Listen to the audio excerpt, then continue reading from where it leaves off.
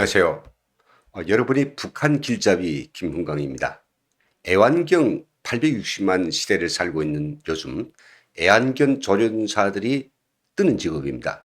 어려울 것만 같은 애완용 조령은 사실 몇 가지 요령만 터득하면 쉽게 잘 길들일 수 있다고 합니다. 그중 필수적인 요령 세 가지가 있다고 하네요. 첫 번째는 반복 동작을 해서 안 돼! 용어를 세뇌시킨다고 합니다. 두 번째는 간절한 것, 먹이가 되겠죠. 이걸 가지고 조종을 합니다. 세 번째는요, 말 안 들으면 겁을 줍니다. 제가 애완견 길들이기를 장황하게 이야기한 것은 뭐 적절한 비유인지는 아닐지라도 북한 것들은 남한을 겁먹은 개로 여기면서 남한을 애완견처럼 길들이려고 하고 있고, 또 우리 정부는 너무도 쉽게 북한이 이러한 수작에 놀아나기 때문입니다. 그 상황이 얼마나 심각한지 몇 가지 사례를 들어보겠습니다. 지난 25일 국립외교연구원의 홍현익 원장은 국가안보전략연구원이 개최한 NK 포럼에서 미국은 북한이 단거리 전술미사일 발사에 대해서 하나하나 유엔 안전보장이사에 해부하고 있다고 하면서 트럼프 전 미국 대통령이 그랬듯이 단거리 미사일 정도의 실험은 묵인할 수 있는 관용을 보여야 한다고 했습니다. 그에 앞서서 지난 21일 국회 외교통일위원회 국정감사장에서도 제가 볼 때 한반도 안보에 큰 영향을 미치지 않는다면 북한이 단거리 미사일 발사는 우리가 너무 문제시하는 것이 평화 만들게 하는 차원에서 볼 때 적절치 않다라고 이야기했습니다. 탄도미사일이든 뭐든지 간에 단거리라고 하면 그것이 우리에게 어떤 위협을 주든지 절대로 문제를 삼지 말자는 차관급 국책 연구기관장인 발언, 이건 어느 모로 보아도 북한을 너무나도 즐겁게 해주고 또 그들이 훈장도 받을 수 있는 그런 일입니다. 두 번째 실례는요, 21일 국회 국방위원회 종합감사에서 외교통일 국방부 수장들이 일제히 북한이 신형 잠수함 발사 탄도미사일이 도발이 아니다라고 입을 모았던 것, 그것도 기억하시죠? 여러분, 문재인 정부 이 요인 4명의 최근 북한 미사일 관련 입장과 이런 발언들에는 다 하나 같은 공통점이 있습니다. 뭡니까? 절대로 북한 도발이라는 이 용어는 완전히 금기어로 여기면서 절대로 이 입 밖에서 꺼내려고 하지 않는다는 사실입니다. 북한 도발이라고 하면 범이라도 나오는가요? 강아지가 안 돼! 라고 하면 혼날까 봐 딱 굳어져 버리는 것과 조금도 다를 바가 없습니다. 정말로 허망하기 짝이 없습니다. 그렇다면 북한이 어떻게 도발은 안 돼를 남한에 길들였는지 이 대표적인 사례를 들어보겠습니다. 지난 9월 25일 날 대남 강경담화에서 남한이 북한 미사일 발사를 북한 도발이라고 걸거두지 못하도록 아주 전형적인 똥개 길들이기 수법을 적용합니다.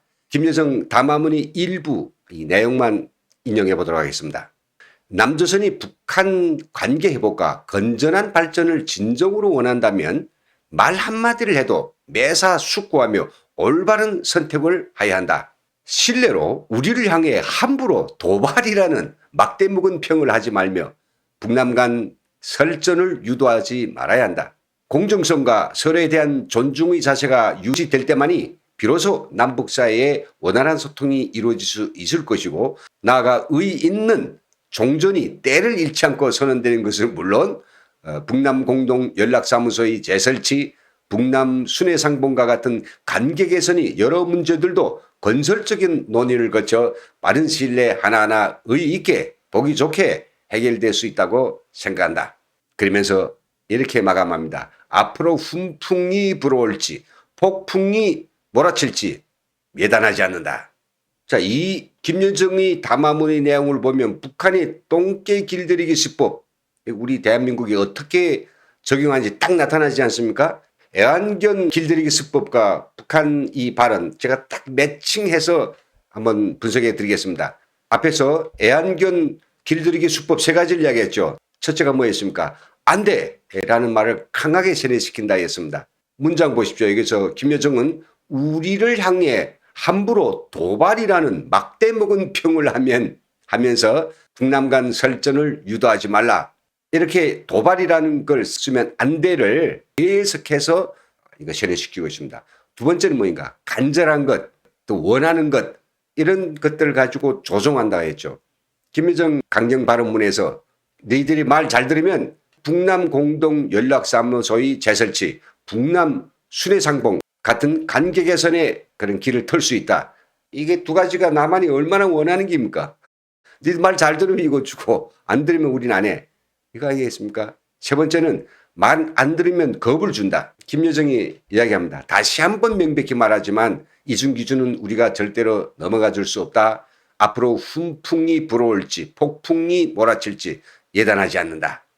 김정은도 지난 10월 10일 국방발전 전람회에서 한 연설이라고 하는 데서 이제는 남조선에서 도발과 위협이라는 단어를 대북 전용 수로로 쓰고 있다고 하면서 남한이 자기들이 미사일 발사 시험에 대하여 도발이라고 걸거들면 절대로 용납하지 않겠다고 으름장을 놓았습니다.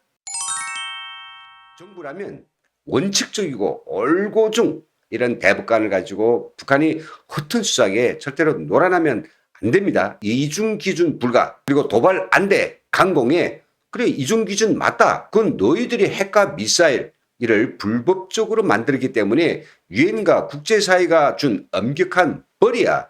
그러니 정상국가인 남한과 불법 위협 국가인 북한과는 분명한 이중 기준이 존재한다라고 당당히 이야기해야 됩니다. 그리고 도발이라는 단어는 너희들이 가타부타할 그런 시비거리가 아니고 북한이 핵과 미사일이 우리 대한민국의 국가 안위와 국민들이 생명재산에 주는 위협을 우리가 스스로 판단해서 마음대로 표현할 수 있는 자주권이다. 분명히 우리가 입장을 표현해야 되지 않겠습니까? 다시 한번 강조하고 싶은 것은 청와대와 우리 정부가 분명히 알아야 될 것이 있습니다.